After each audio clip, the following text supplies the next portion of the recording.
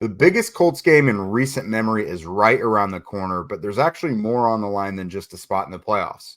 Let's get to it. You are Locked On Colts, your daily Indianapolis Colts podcast.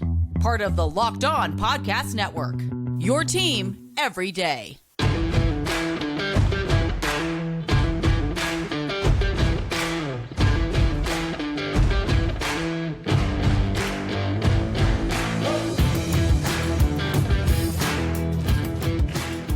What up? What up? Thanks for tuning in and making us your first listen of the day. This is your daily podcast covering your Indianapolis Colts, part of the Locked On Podcast Network, your team every day. And today's show is brought to you by LinkedIn Jobs, which helps you find the qualified candidates that you want to talk to faster. Post your job for free at linkedin.com/lockedonnfl. That's linkedin.com/lockedonnfl to post your job for free. Terms and conditions apply. What is up, friends and family? This is Jake Arthur and Zach Hicks from horseshoehuddle.com.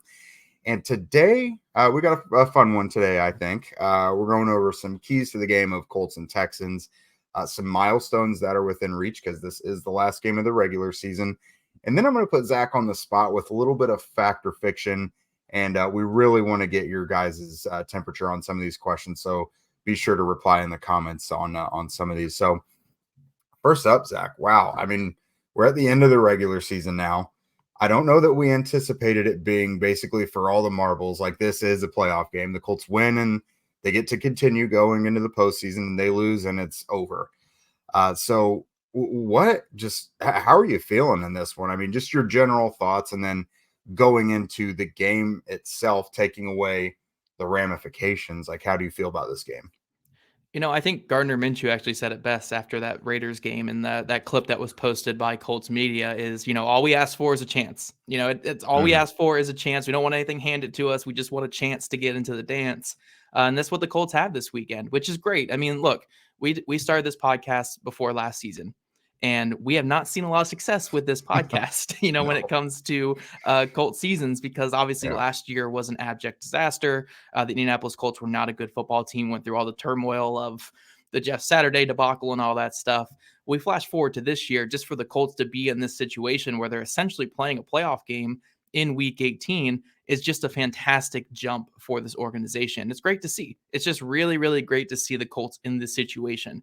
As for the overall game and my feelings on how the Colts might do this weekend and stuff like that, I think when you look at these two teams, they're in a very, very similar boat. Obviously, the Texans have that advantage at quarterback, and at the end of the day, the best quarterback typically wins in the NFL. But I do think when you look at these overall teams, you have really, really great coaching that has rebounded these two teams excellently. You look at a lot of young players stepping up and doing their part for each of these teams. You're looking at the veteran star players who maybe regressed last season for both these squads are getting back up to form and looking like their Pro Bowl or All-Pro type selves. And at the end of the day, I think these are very, very even matched teams. It really could go either way. I mean, again, CJ Stroud is a tough matchup for this defense in particular, and CJ Stroud's a tough matchup for anybody. But when you look at the Colts, I mean, recently they've been playing some great football at home. They've been running the ball effectively. They've been, being efficient, throwing the ball with Gardner Minshew as well. I think this could go either way. I don't go into this game thinking, oh man, we have to play the Texans. Like, it's tough. And don't get me wrong, this game could go either way. This could be a blowout for the Texans, blowout for the Colts, close game, whatever it is. But going into this game, I'm not thinking, the Colts are so overmatched and they have no chance. It's, hey, the Colts have a good chance in this game. They have a chance against a team that's in a similar situation as them. They just have to be the better team that executes. So I'm feeling pretty good. I mean, I'm not feeling like, we're not going against the Panthers, obviously, this weekend. So you're still feeling a little nervous, but, you are feeling pretty good going into this matchup. And look, Colts just got to take care of business. Just got to take care of business at home against a divisional opponent. You can't ask for anything better from a Week 18 game. Yeah, and I'm gonna have you give your keys to the game here coming up in a minute. But for me, it's all about the Colts taking advantage of the mismatches or taking advantage of their advantages in this one, basically. And I just look at the trenches for the Colts offense.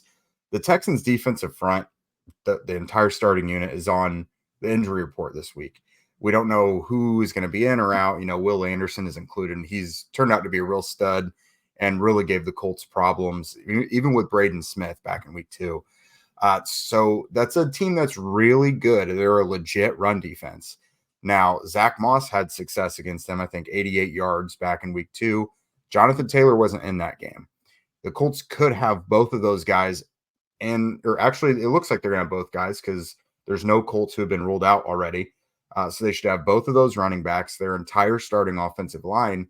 I think it's a good opportunity for the Colts to establish the run so they can give Gardner Minshew as much help as possible because he's done a lot better at limiting turnovers, and he's still been a little chaotic, but he hasn't been chaotic and causing the Colts games necessarily recently. So give him all the help you can. Let this offense basically make it an image of what you just did against the Raiders.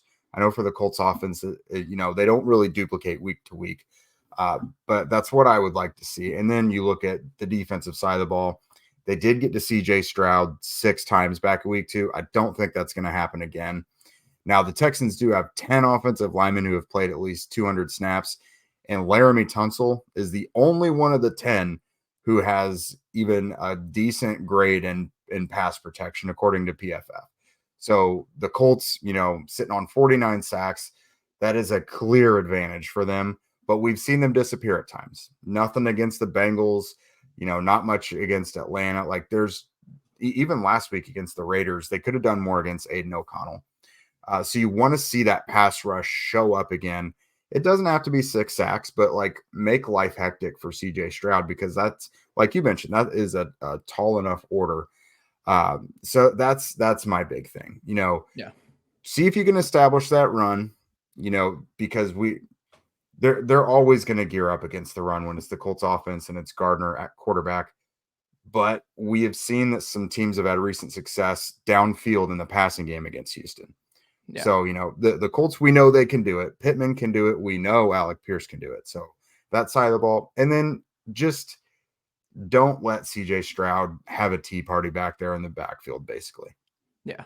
Yeah. You kind of focus more on the micro things there. I'm going to focus a little bit more macro and go kind of coach speaky with what I'm going to say. But when it comes to offense, it really is just controlling what you can control. It doesn't have to be a massive gain every single play. It doesn't have to be, every single drive needs to get a touchdown or anything like that. Just keep the success rate high, keep the ball moving, keep the Texans off the field as much as possible, and convert on your chances when you do get them. Not every single play needs to be a 60-yard gain or anything like that, but keeping a productive and steady offense will be the key on that side of the ball and not turning the ball over. Like you said there, don't turn the ball over. Don't get drive crippling sacks or penalties. Stay in control of what you can control on offense.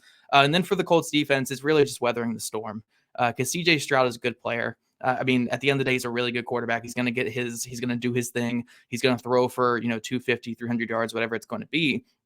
As long as the Colts defense can keep that out of the end zone, though, and not keep it super consistent, make them be the ones that are committing the penalties, make them be the ones that are taking sacks and maybe turning the ball over, win those narrow matchups like that. And that's how you can get by in an evenly matched game like that. But when it comes to this Colts defense, look, I'm not expecting them to shut the Texans out or have this elite performance where we're talking, Legion of Boom type thing or anything like that with them.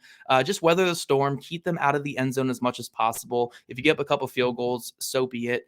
And just play some fairly clean football on that side of the ball and give the Colts offense a chance to win it. That's all I ask in this one from the Colts defense. Again, I think they can get it done. I think this is an evenly matched game. It just comes down to how well the Colts execute on both sides of the ball. And like Shane Steichen said after the Raiders game, we have to have the best week of execution we've had all year, or the best week of execution we've had in our lives, basically, because it's a playoff game. I think that they're going to get it done and go through this week, with that playoff mindset. So again, I just on defense, weather that storm, survive the CJ Stroud experience and keep him out of the end zone. On offense, control what you can control, keep the success rate high, keep the ball moving, and convert on those chances when you have them.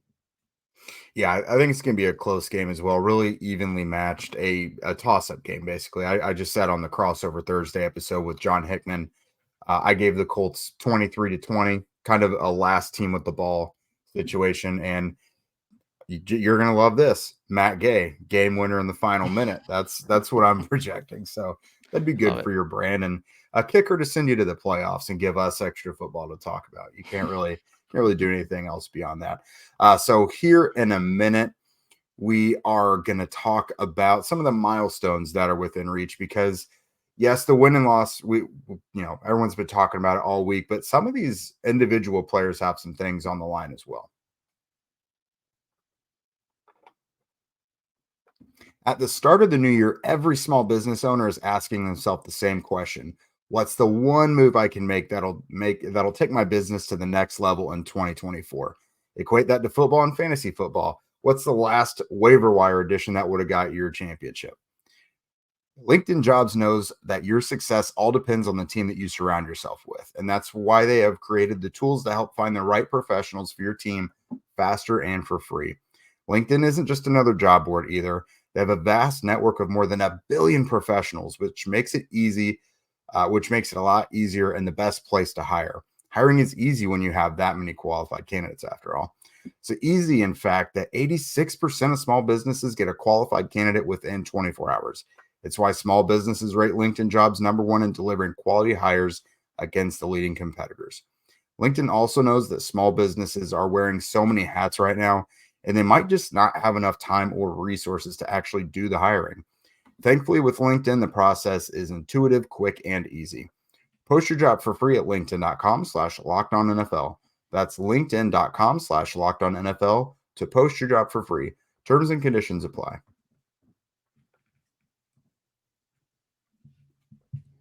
All righty, Jake, we're talking milestones for the Indianapolis Colts this year. I mean, again, obviously, you guys want to keep talking this matchup with Colts and Texans, but it's the last game of the season. Obviously, it's a really, really fun time for a lot of players when it comes to career milestones or franchise milestones and such like that. So, Jake, what are some of the ones that we're looking at when it comes to Colts players this weekend? Yeah, absolutely. So this guy obviously has missed about half the year, but Jonathan Taylor's at the point of his career where every single game he's going to accomplish something and move up the Colts record books. And it really shouldn't come as a surprise that he's already one of the most prolific rushers in Colts history. He needs just 3 points, so he's not a kicker. Any touchdown's going to get him that. He needs 3 points to pass Joseph Adai for the 4th most by a player in their first 4 seasons. And then 6 points, obviously a touchdown to pass Jim O'Brien for the 3rd most. He also needs 1 touchdown to pass Adai and to tie Alan Amici and Don McCauley for the 5th most in franchise history, and 1 touchdown to pass Adai for the most by a Colts player in their first 4 years. So first 4 years, he's already passing historic names. I mean, Joseph Adai is one of the better running backs for the Colts in recent memory. But, I mean, you've got to think he's going to go at least, what is this, the 3rd straight game with a touchdown probably. I know he had opening drive touchdowns the past couple. Yeah. And I think John McClain, the Houston Texans reporter, actually put something on social media the other day too, saying that Jonathan Taylor in his career against the Houston Texans is like 5-0 with I want to say he averages like 28 carries for like 140 yards and a touchdown against the Texans in his career. Yeah. And look, it's a different Texans team, obviously. We're not going to say that you can compare the Texans of 2 years ago to this Texans team right now. But Jonathan Taylor historically has done some great things when it comes to these matchups against the Houston Texans. And we saw that last week too, against the Las Vegas Raiders. You know, Taylor historically had great games against the Raiders. Even though the Raiders were coming into that game with a really great run defense, Taylor ran all over them for a lot of success. So maybe that just gives him the extra juice he needs in this one. You got the records coming up. He's got the matchup that he always succeeds in. So maybe some good things will come from Jonathan Taylor this weekend. Yeah, and then Michael Pittman is another guy that is pretty much knocking on that door. He has started to put up prolific numbers, far and away the highest targeted guy on the Colts offense right now. Just 1 catch for him to make it 62 games in a row, which would be the 6th longest streak in franchise history, tying Jesse Hester. I have not heard that name either, so don't worry. He does need 3 receptions, though, to pass Reggie Wayne for the 5th most in a single season in franchise history. That's at 106. 6 receptions to pass Marvin Harrison for 4th, and 8 to pass Reggie Wayne for 3rd most in a season at 111. 8 receptions, that seems like just another day at the office for Pittman this year. Even if it's only like 56 yards, 8 receptions is pretty standard for him. He also needs just 22 receiving yards to pass Bill Brooks for the 3rd most by a Colts player in their first 4 seasons. And then if he gets to 10 catches, which again, he's done several times this year, He would tie Reggie Wayne, Marvin Harrison, Joe Washington, and Raymond Berry for the second most in a single season in franchise history. So that guy he's pretty much put himself right up there around T.Y. Hilton already in terms of at least the start of his career. There's like a group of 4 or 5 Colts receivers that are just like big time guys, and he's really nestling himself in there. Yeah, I mean, we've talked about it so much on this podcast this whole year, where Michael Pittman Jr. is the engine that this offense runs through. He is their short yardage guy. He's their go-to guy in big situations. He's their RPO guy. He's their run blocking guy. He's their quick screen guy. He's everything for this Colts offense. So saying, oh, all these things about what he can get in one season, yeah, it makes sense. And then obviously saying that he needs like 8 more catches or 9 more catches, stuff like that, very feasible for him because he's done that quite a bit this season.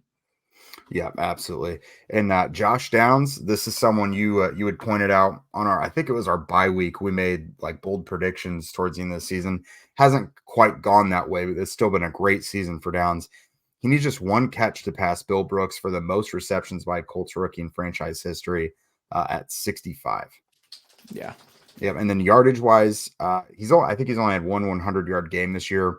But if he gets 114 receiving yards, he'll pass Marvin Harrison for the 3rd most and 139 to pass T.Y. Hilton for the 2nd most at 861 and as a rookie. Bill Brooks has like well over 1,100 yards, so he's not going to reach that. But if he has a huge game, 139 yards, he's going to pass Marvin Harrison and T.Y. Hilton.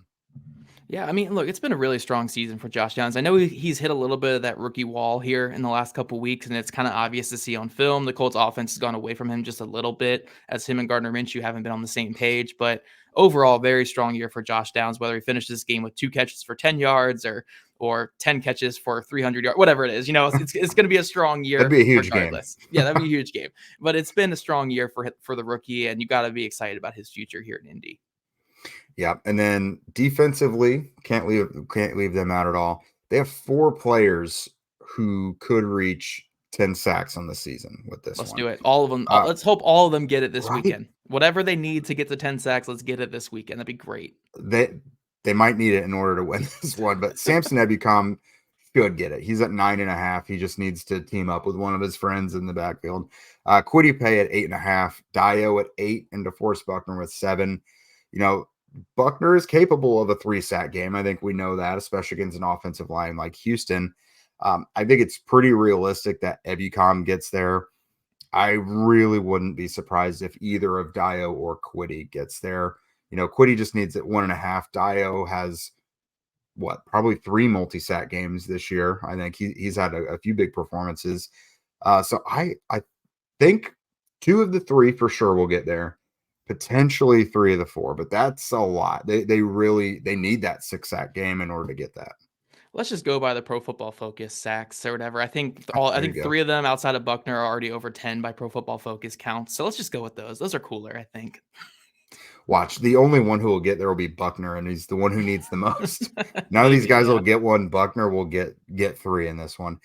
So this next guy is one of the biggest Pro Bowl snubs, according to everybody in Colts land. That's Zaire Franklin. So this guy's just been racking up the tackles, which for linebackers, it's not the only thing that matters. It's a good indicator of having a pulse and being out there in every play. But he needs 1 10-plus tackle game to pass Gary Brackett for the 2nd most in franchise history already. Super impressive considering this is only the 2nd season as a starter. Really 2nd season playing defensive snaps at all for Franklin. Brackett had 23. Franklin needs a 15 tackle game to pass Mike Peterson for the most in franchise history. He also needs 2 solo tackles to pass David Thornton for the 2nd most in a single season, and 8 to pass Shaq Leonard for the most in a single season. So I don't know that he'll get all of it, but this guy's going to check off the majority of those boxes in this game. Oh, those are solo tackles that you're mentioning there. Because I was I swear the last 2, David Thornton and Shaq Leonard, those were solo tackles. Gotcha. Okay, that makes sense. I was like, I swear I just saw a graphic that said he broke his own record for most No, he's tackles. at like Okay, so 170 for the year yeah. in total. Yeah. Yeah, he's in there on every single play. But yeah, no, it's always great to see him rewarded. Just a great dude, great leader for this team. Fantastic to see. So you guys let us know in the comment section, what of these records do you see, or these records or accomplishments do you see the Colts breaking this week? Are you with Jake where you think all these defensive linemen get their 10 sacks? I mean, look, it would be At awesome. least two. Two of these guys are getting it. That'd be great for me there. UConn But needs a half, so like that's right. not a lot. Right. But coming up, guys, we're going to do some fact or fiction, have some fun with overall themes of this Colts season, and also where we're standing when it comes to this upcoming game for the Indianapolis Colts. But first, this show is sponsored by BetterHelp. What are some things that you want to keep the same about yourself or in your life in 2024? Where are you already crushing it? Think opposite of New Year's, new you. Around New Year's, we get obsessed with how we want to change ourselves instead of just expanding on what we're already doing right. Maybe you finally organize one part of your space and you want to tackle another. Or maybe you're taking your supplements every morning and now you want to actually eat breakfast too. Well, therapy helps you find your strengths so you can ditch the extreme resolutions and make changes that really stick. It's helpful for learning positive coping skills and how to set boundaries. It empowers you to be the best version of yourself. And it isn't just for those who have experienced major trauma or anything like that. Like I said, I've used therapy so many times in my life, and one thing I just mentioned there was finding positive coping skills. I've leaned on a lot of negative coping skills in my life and ones that I've wanted to push away, and I've learned better ways to deal with stress and anxiety, and therapy's been a big resource for me. So if you're thinking of starting therapy, give BetterHelp a try. It's entirely online, designed to be convenient, flexible, and suited to your schedule. Just fill out a brief questionnaire to get matched with a licensed therapist and switch therapists anytime for no additional charge. Celebrate the progress that you've already made instead of trying to change everything about yourself. Visit betterhelp.com/lockedon today to get 10% off your first month. That's BetterHelp, HELP.com/lockedon. All right, Jake, you wanted to play some fact or fiction fun here with our final segment of today's episode. I have not seen what these fact or fiction questions are. I've only glanced at them briefly. I see like the names that popped out, but that's about it for me. So hit me with them. Let's have some fun here, Jake. Yep. So I'll present a scenario. You're going to say fact or fiction and tell me just a brief reason why you think so. Brief. Okay. You're telling me you to have keep to it be brief. Well, we got to get a bunch of these in here. Okay. So at 9-7 and needing a win to get into the postseason, the Colts would have already clinched a playoff spot if Anthony Richardson had never gotten injured. I think in the grand scope of the AFC, I'd say fact, just because the AFC is a really weird middling like it's one really good team with the Ravens and then a bunch of teams that are flawed. That's kind of what we have with this AFC. And that's why we're looking at like 10 teams that had a chance to make it as the final seed going into last week. But I think I would say fact just because Richardson is who this offense was designed for. It's who Shane Steichen was preparing the whole all season for. And I do think ultimately, even with his highs and lows, he just would have fit this offense so well that I do think the Colts would have been able to get over the hump against some of these closer games, like the Cleveland Browns game, for instance. I think that's a good one to throw in there.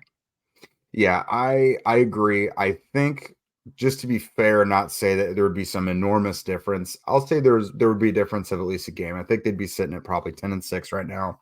Yeah. Cleveland is a great example. There's some games where they've just been clearly outmatched, but this Colts offense with Gardner isn't meant to come back from big losses, because in some of these losses this year, when the Colts lose, they lose big. Yeah. And maybe Richardson's presence helps bridge the gap a little bit, but he also makes it possible to come back. That arm opens up the offense more. So I would say that's fact as well. Yeah, remember Richardson's third career start against the Rams. They came back from a 20-point deficit in the fourth quarter to force overtime. So, yeah, I think that's a very rational thought there that the Colts maybe in a couple of these blowout games make it closer with Richardson because he's at least shown that propensity to come back at least early in his career. I know you'll like this one too. Michael Pittman Jr. and Grover Stewart's absences this season earned them contract extensions. I think they already earned them before that, but I think it helped them at the negotiation table for sure, especially Grover at the negotiation table because Oh man, that run defense was absolutely horrendous without him. But I do think Michael Pittman Jr.'s wasn't really affected too much by his absence because he was going to get his bag regardless, man. He was going to get that money regardless. But I do think Grover's, if the Colts had any doubts whatsoever, if they looked at that run defense without him, it's like, okay, let's get him the money, or at least get somebody behind him who knows how to play football, because that was some absolutely horrendous run defense in his absence. Yeah, strong agree on both fronts. I think with Anthony in the offense, that's probably not as reliant on Pittman. But I mean, you can never plan for that. Like if you have a quarterback back there that's a pocket passer and needs that outlet, I think we saw particularly, in that Atlanta game, they could really use him around. And then Grover, self-explanatory, over 150 yards on the ground without him. The next up, we have already seen Gardner Minshew's best game this season. I hope fiction. Oh man, I'm trying to think of what his best game would be. I guess that Pittsburgh game was probably the best we've seen from him. But also this past one against the Raiders, I mean, he had a really strong game. His highest QBR of the season, it was like 90 was his QBR. It was like the second best in the NFL this past week. So if we're comparing what we think he could do this next week and, potentially in the playoffs to what he did in those two games, I'll say fact, just because it's a tough defense. It's a very tough defense here with Houston. I do think they're going to take away some of those occasional deep shots we saw against the Steelers and some of the red zone success we saw against the Steelers. But I don't think they need Gardner Minshew's best game of the season to win this upcoming matchup. Exactly. So this isn't me saying that Minshew's going to doom them in this game by any means, but I do think, we probably already saw the best of Gardner in that Pittsburgh game, but we don't need him to be Pittsburgh version of Gardner Minshew. We just need him to be efficient, high success rate, get the ball down the field, and convert when it needs to be converted. That's my exact answer too. Fact, just because they don't need him to be some prolific passer. They just need him to take care of the football and, move the offense and take advantage of certain, opportunities. You see a guy downfield, Alec Pierce, DJ Montgomery, whatever, just, make the plays that are there to be made. They don't need some huge performance. Two more, we got to get these ones in because they're really important. The Colts will beat the Texans on Saturday, advancing to the playoffs.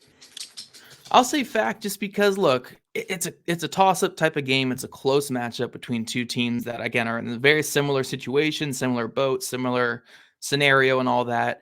And if we're going toss-up here, we got to stick with the home team. I do think the Colts are going to get it done. They have the execution. They have the coaching. They had the veteran quarterback. I know Minshew's never really been in a situation like this before, but again, they kind of have a little bit more experience in situations like this than the Texans. I do think it's going to be a close one to, again, very evenly matched teams, but I'm going to give the edge to the Colts just because they're the home team, and obviously they're the team that we cover here on the show. But I do think it's going to be a good one. It's going to be a really, really fun game regardless this weekend. Yeah, same here. I already said 23-20. I don't think they have done well with me picking them this year, though. So I am so sorry in advance if that backfires. But I think they should win a close one. And then this last one, big picture. They need to win on Saturday and get to the playoffs in order to consider this season a success. No, this would be the first fiction, I think, of this one. I think this season, regardless, has been a success for where this team was coming into the year. I mean, JJ, our guy JJ over at Colts.com wrote a fantastic article on this where, look, the Colts went into this past offseason without the mindset to blow it all up. They had a 4-win season last year, and the GM's, 6th year of being the GM, a lot of veterans on the team, and they didn't want to blow it up. They wanted to run it back with this team with a new coach and a new quarterback. Obviously, was supposed to be Anthony Richardson, but they wanted to run it back with just new pieces at those two prime positions because they believed in the talent on this team. And to see that talent bounce back this year, again against an easier schedule. Don't get me wrong. I'm not going to downplay that a little bit. The schedule was very favorable for the team this year, but to kind of run it back with the veterans who all did not have great seasons last year and see them all bounce back under Shane Steichen. Even without their starting quarterback for majority of the season, they've been a competitive winning football team that's in the position that we see them in now. So I don't think they need to win on Saturday for this to be a successful season. I think it's a success regardless, but look, we got to win. We can't even go with this mindset right now because we got to win. We can talk about that after this game, but I do think ultimately it's been a very, very successful first season for Shane Steichen and the Colts, and hopefully it continues into the playoffs once they win on Saturday. Agreed. This was not the trajectory they were supposed to be on. When you're at the beginning of September, you don't say they're going to win 10 games and get in the playoffs. Like, you're just looking for progress. We're documented in saying you just want to see growth from this team. Yeah. You're not expecting a big playoff run. So, grand scheme of things, yes, successful season, but you become the victim of the expectations you've created. And we have seen they're a pretty decent team that is capable of being a playoff team now. So just playing devil's advocate, I do think it would be disappointing for the season to end this way. Yeah. Especially when you factor in recent total flatline performances against like Cincinnati and Atlanta. That probably cost them the opportunity to get into the playoffs if they lose on Saturday. Again, the angel on my shoulder says, yes, it's been a successful season because they were not supposed to be in the spot. But what have you done for me lately? We've seen they're a pretty good team and they should get in. Yeah. Yeah. I just gotta finish the job this weekend. Finish the job, have their best week of practice and execution and get it done here on Saturday. But you guys let us know what you think in the comment section. Do the Colts pull it out against the Houston Texans in this win or go home game? And if you guys don't already, follow at Locked On Colts, at Jake Arthur NFL, and at Zach Hicks 2, all on Twitter/X. Also, subscribe to us on YouTube, wherever you listen to your podcast. We love your guys' Rigs reviews, and we'll see you guys back here right after the game on Saturday or Sunday morning, because it's going to be a late one. So Sunday morning, we'll see you guys.